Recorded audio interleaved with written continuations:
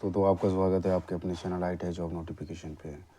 तो अभी जैसे आया हुआ है मध्य प्रदेश पश्चिम क्षेत्र विद्युत वितरण कंपनी लिमिटेड का, जो इंदौर में इसकी ऑफिस है, जो हेडक्वार्टर है वहाँ पे है। तो इस पे आई हुई है। तो इसमें काफ़ी सारी सीटें हैं। आप देख सकते हो कि टोटल तकरीबन 1270 पोस्ट आई हुई है। ठीक है, तो 1270 पोस्टों में हम देखेंगे कि किस किस के लिए ये एलिजिबिलिटी है, क्या इसका पे स्केल रहेगा और कितनी सीटें हैं टोटल। बाकी जो इसका जो ऑफिशियल नोटिफिकेशन होगा मैं वो आपका टेलीग्राम ग्रुप पे डाल दूंगा। आप टेलीग्राम ग्रुप से भी देख सकते हो। तो टेलीग्राम ग्रुप जो है वो आई टी जॉब नोटिफिकेशन करके है, जिसमें आपका 75 आसपास 75 के आपके सब्सक्राइबर मिलेंगे। तो आप वहाँ से भी जुड़ सकते हो हमारे साथ। तो आगे हम आते हैं स्टार्टिंग से। तो यहाँ पे जैसे देखेंगे तो ये मध्य प्रदेश क्षेत्र विद्युत वितरण कंपनी लिमिटेड इंदौर का है, और मध्य प्रदेश शासन के उपक्रम है, जो मध्य प्रदेश है उसका उपक्रम है। तो जो इसका ईमेल आईडी दे रखा है और ये दूरभाष दे रखा है जो, और ये फैक्स नंबर है।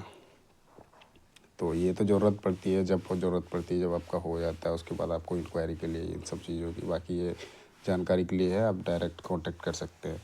तो हम देखते हैं एमपी बिजली विभाग रिक्रूटमेंट जो है 2024 का है, और टोटल सीटें जो है 1270 है। हम जानेंगे क्वालिफिकेशन, सैलरी, सिलेक्शन प्रोसेस, और नोटिफिकेशन में डाल दूंगा, उसका भी थोड़ा बहुत हिंट दे दूंगा इस पर वीडियो पे। तो चलो आते हैं हम इस पर। तो इम्पोर्टेंट डेट्स दे रखे हैं इसमें। तो डेट्स आपका देखोगे तो स्टार्ट होगा 24 तारीख से, मतलब आपका ये डेट ट्यूसडे से फॉर्म भराना स्टार्ट हो जाएगा। उसका मैं लिंक डाल दूंगा। टेलीग्राम ग्रुप पे आप जुड़े होगे, वहाँ पे लिंक मिल जाएगा। यहाँ पे भी देखता हूँ। और लास्ट डेट जो होगा 23 जनवरी तक का होगा, 2025 तक का। एप्लीकेशन फ़ी हम जानते हैं, एप्लीकेशन फ़ी आपका होगा 1200 रुपये, जो जनरल कैटेगरी के हैं, और ST SC AWS या OBC या PW हैं, जो हैंडीकैप होते हैं, दिव्यांग जो होते हैं, उनके लिए 600 रुपये का। एज लिमिट देखेंगे तो एज लिमिट है जनरल की, मिनिमम है 40 साल, सबके लिए है 40 साल मिनिमम है, और मैक्सिमम है 40 साल। अब इस पर क्या है, जो कैटेगरी वाले होते हैं उनको कैटेगरी के हिसाब से एज रिलैक्सेशन जो दिया जाता है, वो कैटेगरी के हिसाब से जो रूल्स बोलता है। जैसे OBC में 3 साल का होता है, ST में आपका 5 साल होता है, SC में भी 5 साल होता है, और PWD जो होता है उसके लिए 10 साल होता है। तो इसमें हम पे स्केल सैलरी में भी देखते हैं। सैलरी का है, जैसे पोस्ट है लाइन अटेंडेंट है, तो उसके लिए है लेवल 4 की स्केल मिलेगी, जो होती है 25,400। और किसी किसी जगह पे आपको 24,500 भी मिलेगा। और जो प्लांट असिस्टेंट होता है मैकेनिकल के, तो ये बेसिकली JE होगा, तो इसका लेवल 6 का होगा। ये भी प्लांट असिस्टेंट है इलेक्ट्रिकल, ये भी JE होगा, तो इसका है लेवल 6 का। सिलेक्शन प्रोसेस क्या है, आपका CBT एग्ज़ाम होगा, जो कि MCQ बेस्ड रहेगा, उस पर होता है। क्वालिफ़िकेशन जैसे है, क्वालिफ़िकेशन में हम देखते हैं। तो क्वालिफ़िकेशन में न्यू पोस्ट में आते हैं। तो लैब अटेंडेंट, लाइन अटेंडेंट जो है, लाइन अटेंडेंट में ITI चाहिए। ITI में आपका इलेक्ट्रिशियन, लाइनमैन या वायरमैन तीनों से होना चाहिए। SCPT NCPT कोई भी हो, दोनों चलेगा। मैकेनिकल प्लांट असिस्टेंट मैकेनिकल के लिए क्या है, तो ITI पास्ड होना चाहिए, मशीनिस्ट, फिटर, वेल्डर या से होना चाहिए। अच्छा, ये भी है आपका, ये भी एलिजिबल है। तो ये लेवल 6 की है, व्हीकल मोटर मैकेनिक डीजल। और प्लस इलेक्ट्रिकल के लिए है, फिर वही आपका ITI। सारे पोस्ट जो हैं वो ITI बेस्ड ही हैं।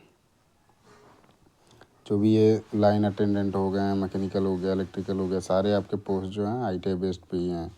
तो उसके बारे हम आगे देख लेंगे ऑफिशियल नोटिफिकेशन पे। तो कुछ एक्स्ट्रा मांग रखा है, क्योंकि लेवल की जो 6 आ रही है, 4 तो समझ में आता है, 6 आ रहा है तो उसके पीछे क्या रीज़न है। तो टोटल पोस्ट जैसे देख लिया हमने 1270 है पोस्ट, और जिसमें लाइन अटेंडेंट का जो है 1196 है, प्लांट मैकेनिकल का है 46 है, इलेक्ट्रिकल का है 28 है।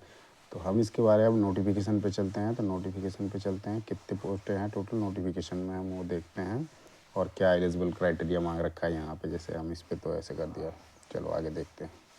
अब देखते हैं नोटिफिकेशन पे। तो ये फुल नोटिफिकेशन है, उसमें हम देखते हैं। तो इस पर आपको नज़र आएगा। तो कंपनी जो अलग अलग जगह पे अलग अलग जोन में बांट रखा है, जो MP का, उसमें जैसे आता है, पहला आ गया मध्य प्रदेश पश्चिमी क्षेत्र वितरण कंपनी लिमिटेड जिसका जो है वो इंदौर में है। इस तरह से जबलपुर में अलग है, 2-3 जबलपुर में है, 4 जबलपुर में है। अलग अलग कंपनी से जनरेटिंग करती है, उसको वितरण करने का काम अलग है, मैनेजमेंट का, एक ट्रांसमिशन का है, एक भोपाल में भी है। तो सबका वेबसाइट दे रखा है। अब जैसे है इसमें कार्यालय सहायक श्रेणी 3 प्रशिक्षु, इस पर कुल पद जो है 818 है। तो अलग अलग इसके हैं सीट श्रेणियाँ दे रखी है। तो इसी तरह से हम अगले में चलते हैं, फिर आगे में कौन कौन इसमें एलिजिबल होगा उसके बारे में बात करेंगे। इसी तरह से एमपी पावर मैनेजमेंट जबलपुर जो है वहाँ पे, ये भोपाल का हो गया, जबलपुर का हो गया। इस पे जैसे क्या है, प्रावधिक भाग जिस हेतु चयन सूची घोषित नहीं की जानी, अब 13% जो है वो इसमें नहीं की जानी है, वो कह रहा है। तो इस पर आपका सीट दे रखा है। तो टोटल सीट जैसे आपको महायोग का हो गया, फिर इसमें ओपन में आएगा, ओपन बोले तो जनरल हो जाएगा, जनरल भी महिला का है। कुछ इसमें है ऐसा जो जिसमें महिला को नहीं कोटा दिया, इसमें जैसे महिला का कोटा दे रखा है। तो इस पर तकरीबन आपका देखोगे टोटल जैसे 498, उस पर 236 है, तकरीबन आपका आ रहा है 40% के आसपास आ जा रहा है जनरल का। फिर अलग से है दूसरे के जो है संविदा पे कार्यरत है उनके लिए भी दे रखा है आरक्षण, वो भी आ सकते हैं उसमें। आगे हम चलते हैं, लाइन परिचारक जो होते हैं, लाइनमैन जो होते हैं प्रशिक्षु, उसके लिए 1196 है। तो टोटल पोस्टें जैसे हमने अभी देखी थी वो ITI ले ली थी, खाली 1200 कुछ थी, ठीक है। और भी आई हुई है सीटें। तो इस तरह से जो सीटें हैं ये बहुत बहुत ज़्यादा मात्रा में है। तो इसका अभी टोटल देखते हैं। यहाँ पे देखोगे सहायक श्रेणी की 818 है। इस तरह से ITI का जैसे यहाँ पे हमने देखा ITI के लिए जो लाइनमैन होंगे उसके 1196 हैं। लाइन अटेंडेंट जो है उसके लिए अलग अलग कोटे में अलग अलग है। इसमें जो इंदौर के लिए अलग है, जबलपुर के लिए अलग है, फिर भोपाल के लिए अलग है। टोटल मिला के जो है इसको 3 जगह के मिला के जो है 1196 है, जिसमें से 87% जो है चयनौती घोषित के है और 13% जो है वो शायद कुछ करेंगे इसका, लेकिन 87% में घोषित हो मतलब आपका चयन होगा। बाकी 13% इन्होंने रिजर्व हो सकता है उसके लिए रखा हो, जैसे जो भी संविदा पे काम कर रहे हो। ये लिख रखा है प्रवादिक भाग जिसे तुझे नहीं की जानी है 13%, तो वो किसके लिए जीत दिया जाएगा उस जैसे देखो आपका निरंक हो गया, ओपन महिला में आएगा जिसके मतलब उसके बाद दिव्यांगजन हो जाएंगे। उसमें जो संविदा पर कार्यरत हैं उनके लिए कुछ सीटें हैं, जो भूतपूर्व सैनिक हैं उनके लिए है, ऐसा करके दे रखा है। जो 13% सीटें हैं, बाकी 87% में आपका चयनित प्रक्रिया के तहत की जाएगी, बाकी 13% में उनको जो पहले से वहाँ पे कार्यरत हैं उनके लिए दिया जाएगा। इसी तरह से दूसरे में देखोगे निरीक्षक प्रशिक्षु का भी है। आगे चलते हैं, कनिष्ठ अभियंता का भी है जिसमें आपको 14 पद हैं।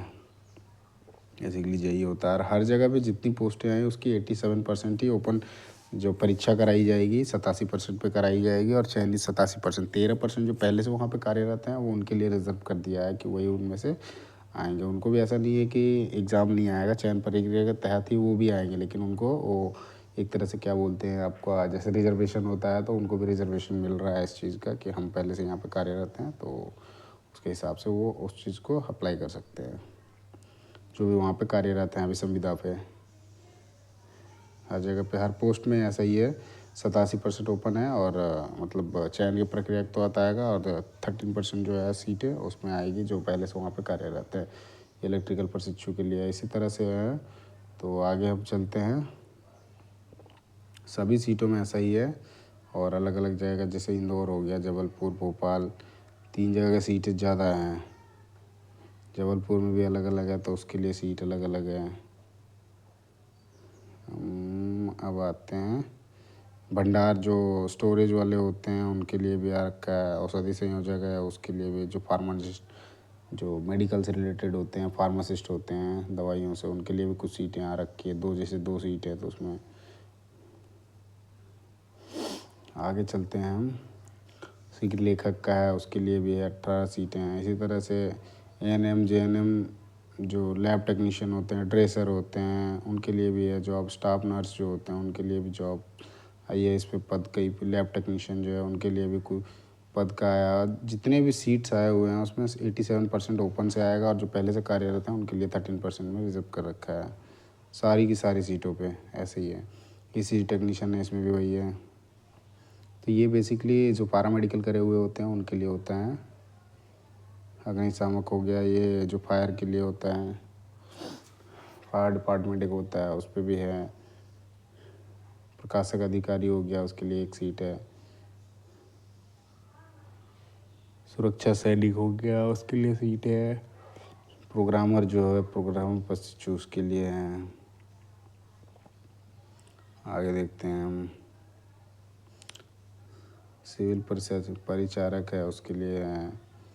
तो इस तरह से टोटल कंप्लीट होता है। सारी सीटें मिला के जो है तकरीबन, काउंट नहीं करा पर सबका कुछ कुछ सीटें हैं। तकरीबन 3000 से ज़्यादा सीटें हैं, 3000 के आसपास सीटें हैं। तो हम आगे देखते हैं यहाँ क्या लिख रखा है कि संयंत्र सहायक सवर्ग हेतु केवल, अब जो ये एक पोस्ट है संयंत्र सहायक, उसके लिए केवल पुरुष उम्मीदवार ही आवेदन कर सकते हैं। बाकी सबके लिए महिलाओं का भी एलिजिबिलिटी है, तो वहाँ पर महिलाएँ कर सकती है।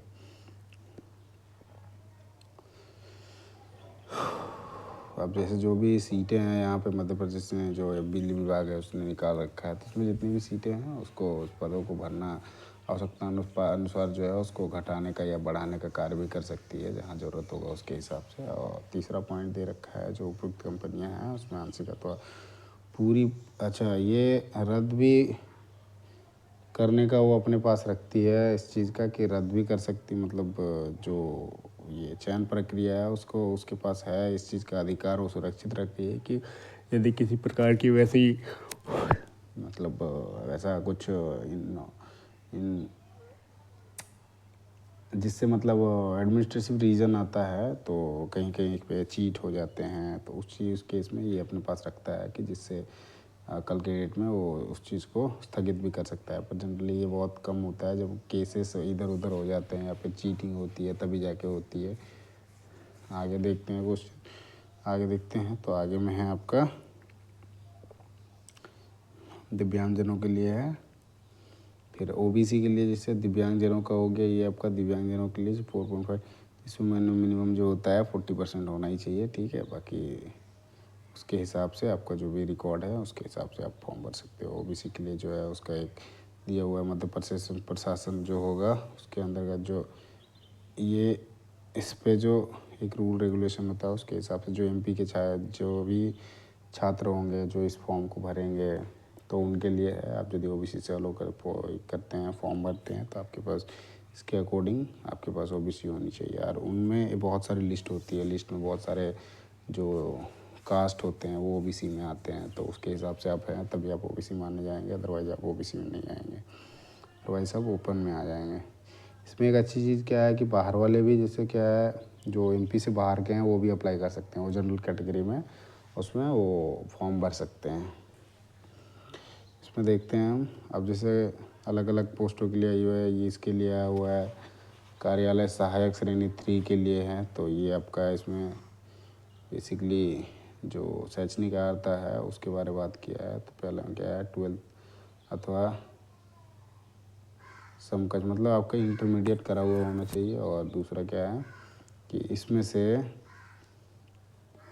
कोई एक जो है करा हुआ होना चाहिए, जैसे आपका डिप्लोमा हो या फिर नाइलेट से होता है डीओएसी, वो करा हुआ हो। जैसे पॉलिटेक्निक कॉलेज से आपने यदि आईटीआई कह रहा हूँ, आपने यदि डिप्लोमा कर रखा होगा कंप्यूटर साइंस या आईटी से, तब भी आप एलिजिबल हो। या तो आप एनसीवीटी से कंप्यूटर ऑपरेटर, जो ये कोपा से कर रखे होंगे वो इसके लिए एलिजिबल हैं, बेसिकली कंप्यूटर से रिलेटेड है। बीएससी कर रखा होगा तब भी आपने, बीएससी में जैसे बीसीए होता है, एमएससी होती है, आईटीसीएस ये सब होता है, तो वो एलिजिबल इस पे होते हैं। इसी तरह से बाकी में भी हैं। लाइन परिचारक जो हैं इसमें आप देखोगे ये पूरी तरह से आईटीआई के बेस पे है।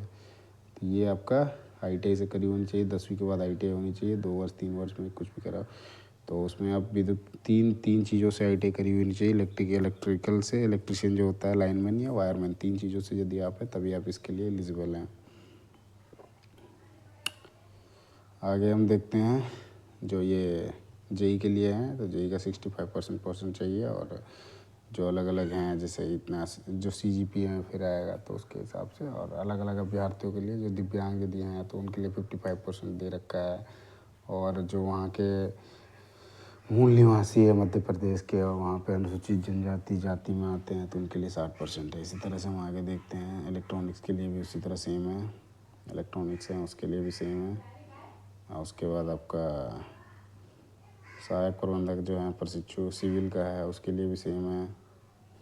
जितने भी अब आपके JEE के भी आएंगे, जैसे इस पे आएगा तो सबका लगभग वो चीज़ें सेम मिलेगी। जो जैसे ये मांग रखा है अभी सहायक विधि अधिकारी है तो इसके लिए अलग हो गया, तो आप कहीं से भी करे हुए होने चाहिए,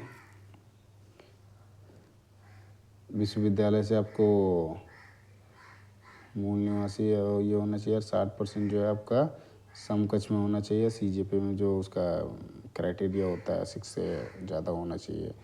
और उत्तरवर्ती कर्मियों में यदि आपने काम कर रहे हैं, विद्युत मंडल का यदि आप काम कर रहे हैं तो आपका 55% तक का है, उसमें भी चल जाएगा। और यदि मूल निवासी जाति अनुसूचित जनजाति ये सब में है 50%। आगे हम चलते हैं, सहायक प्रबंधक का है ये भी सहायक प्रबंधक का है। ये संयंत्र सहायक मैकेनिकल प्रशिक्षु का है। अब हम आते हैं, पोस्ट को हम पार करते हैं, आगे देखते हैं रेडियोग्राफर का है, ECG टेक्नीशियन का है। तो इनके लिए क्या होता है, जो भी टेक्नीशियन होते हैं इनके लिए क्या होता है 10+2 होता है और साथ में जीव विज्ञान संकाय से किया होना चाहिए किसी से भी। और उसके बाद पैरामेडिकल के लिए होती है लैब टेक्नीशियन की 2 साल की कोर्स होती है, उससे यदि करा हुआ है तो भी आप एलिजिबल हैं। ऐसा कुछ नहीं है कि यहाँ पे एक्सपीरियंस मांग रखा है, ये फ्रेशर पे भर्ती है, आप भर सकते हो।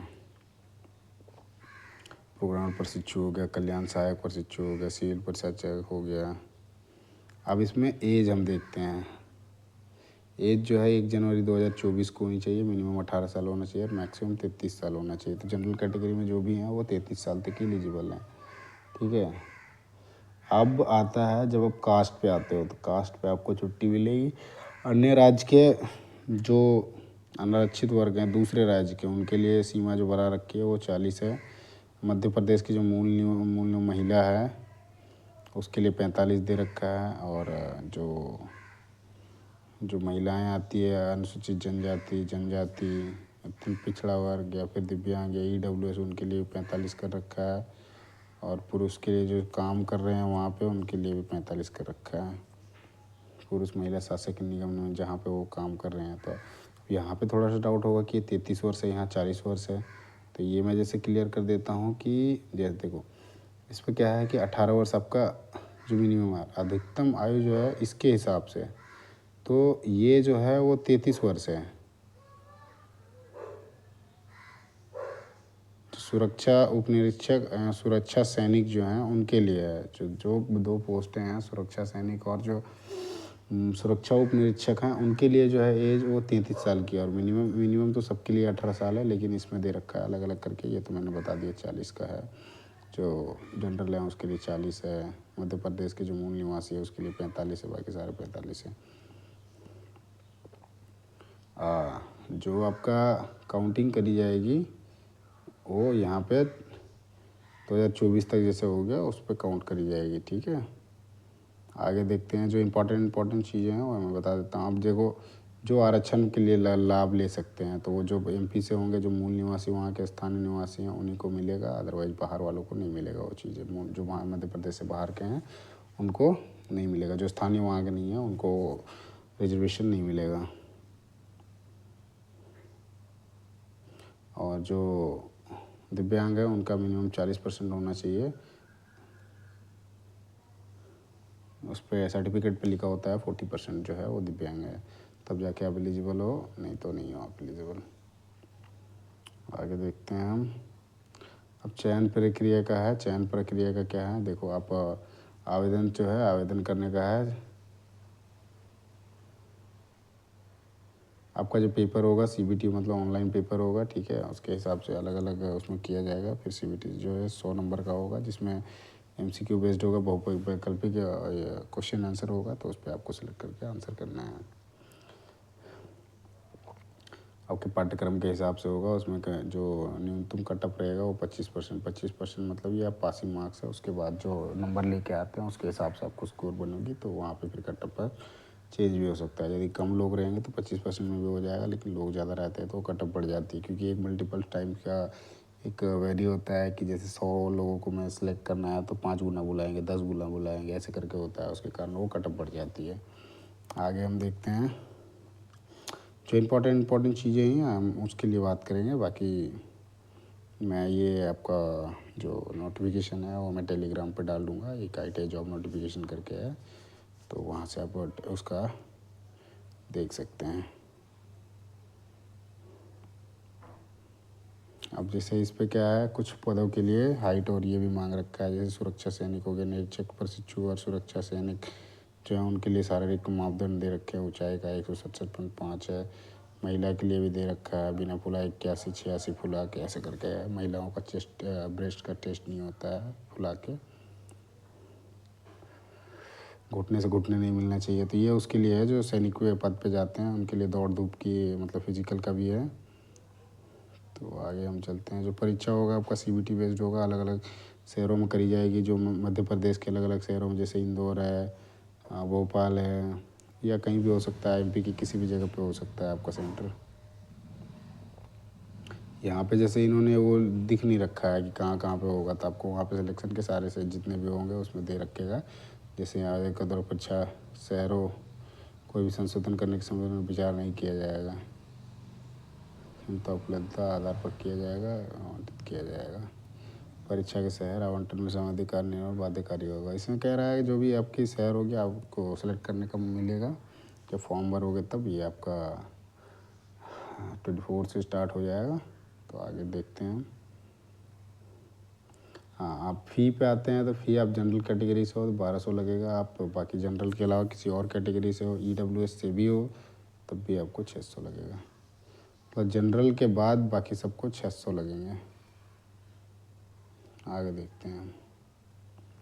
आवेदन कैसे करना है आपको। आवेदन करने के लिए आपका लिंक है mponline.gov.in अथवा ifrms.mponline.gov.in। इस पे जाके आप कर सकते हो। ओपन हो जाएगा पोर्टल, उस पर पोर्टल पे ओपन कर जाएगा। वहाँ पे जाके आपको ईमेल ID मोबाइल नंबर डाल के अपना रजिस्ट्रेशन करोगे। फिर उसके बाद एक प्रोसेस करोगे। 10वीं की अंक सूची जो होती है उसको डालोगे। मध्य प्रदेश का मूल निवासी होगा तो वो मांगेगा। जाति प्रमाण पत्र हो गया, दिव्यांग हो गया, ये सारी चीज़ें आपको चाहिए भरने के लिए। जो बाहर के हैं वो जनरल में भरेंगे तो उनको ये चीज़ें रिक्वायरमेंट नहीं पड़ेगी। आप जैसे फॉर्म स्टार्ट हो रहा है 24 तारीख को स्टार्ट हो जाएगा। 24 दिसंबर से स्टार्ट हो रहा है 10:30 बजे से। तो ये आपका मंगलवार से स्टार्ट हो जाएगा, जो चलेगा आपका 23 जनवरी 2025 तक चलेगा। और उस पर सुधार करने की जो रहेगी वो 25 तारीख तक, 20 से 25 तक रहेगी। तो आप सुधार कर सकते हैं कुछ भी, यदि आपको लगता है कि गलत फॉर्म में रखा है उस केस में।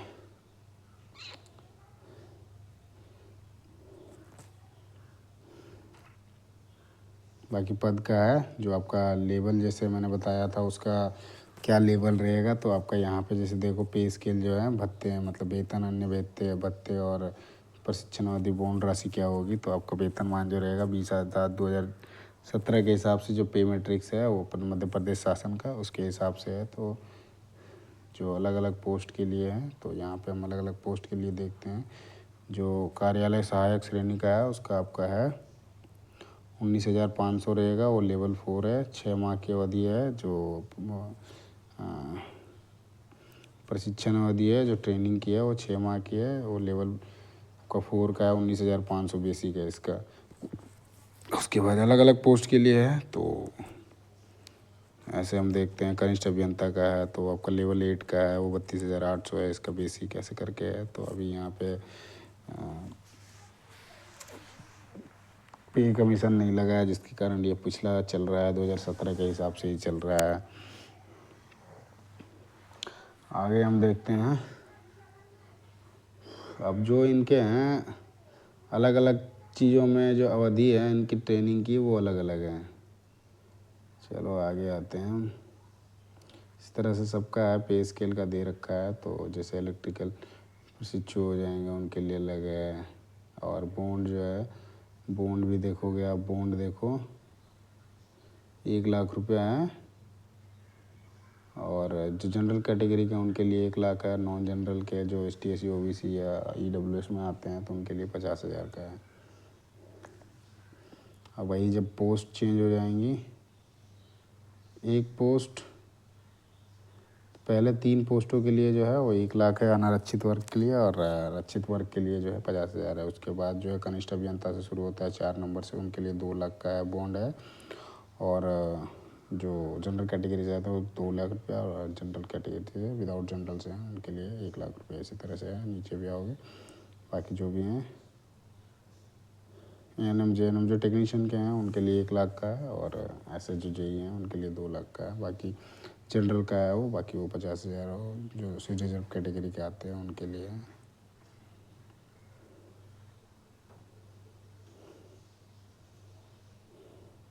अब इस पे क्या होगा आपका, जो एक होता है कि कैसा रहेगा पे, तो NPS वहाँ पे है, न्यू पेंशन स्कीम के तहत वहाँ पे ओल्ड ये नहीं है। बस इतना ही दोस्तों। तो कैसा लगा वीडियो आप ज़रूर बताइएगा, है ना। और चैनल को, यदि वो वीडियो अच्छा लगा आपको तो वीडियो को सब्सक्राइब लाइक करना ना भूलें, चैनल को सब्सक्राइब करना ना भूलें। और टेलीग्राम ग्रुप से जुड़ने के लिए ITI जॉब नोटिफिकेशन में आप उसको सर्च कर सकते हैं टेलीग्राम में, वहाँ पे मैं लिंक डाल देता हूँ। और ग्रुप का जैसे जो नोटिफिकेशन आती है वो भी डाल देता हूँ, तो आसानी से आप उसको एक्सेस कर सकते हो। धन्यवाद दोस्तों।